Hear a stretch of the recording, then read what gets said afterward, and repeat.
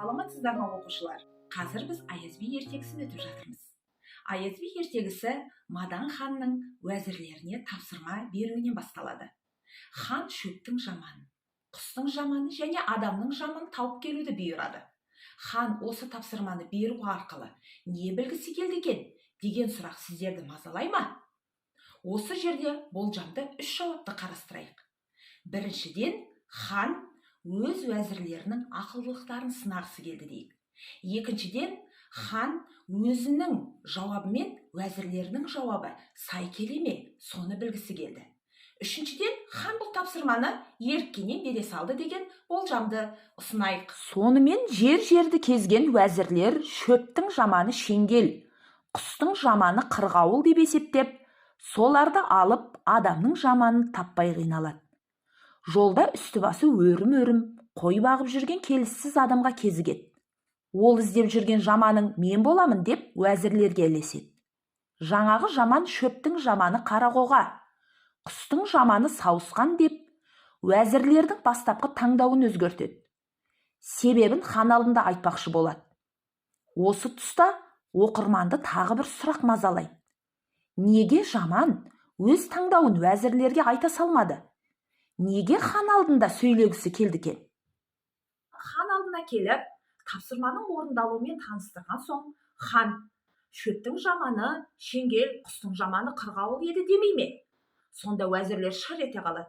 Ойбай, хан еке, біз осындай таңдау жасаған едік. Бірақ мына жаман біздің таңдауымызды өзгертіп килігіп, қарақоға мен сауысқанды қалдыртты. Себебін өзіңізге өзім айтамын деді дейді. Осы тұста байқағанымыздай, хан мен уәзірлердің таңдауы бірдей болып тұр. Неге? Себебі хан мен уәзірлердің өмірде көрген ең жаман шөбі мен құсы осы болып тұр. Хан мен уәзірлер хан сарайында баршылықта өмір сүріп, от жағып, күл шығарып көрмеген. Өмірдің сынағында шыңдалмаған.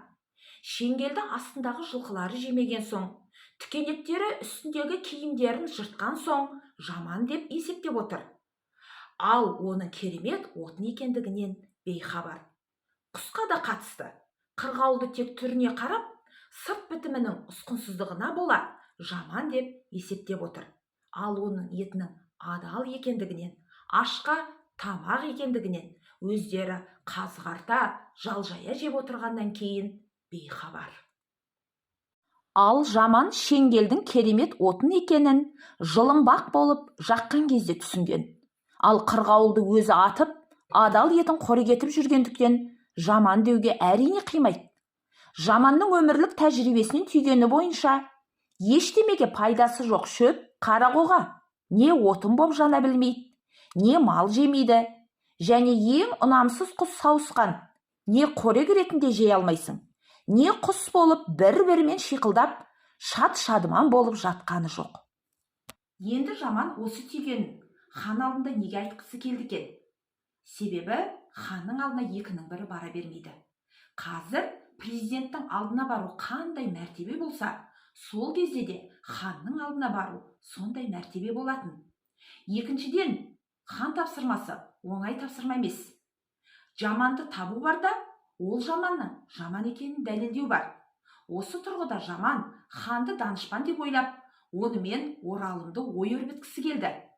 Енді осы әрекеттеріне қарап, жаманды шын мәнінде жаман деп есептей аламыз ба?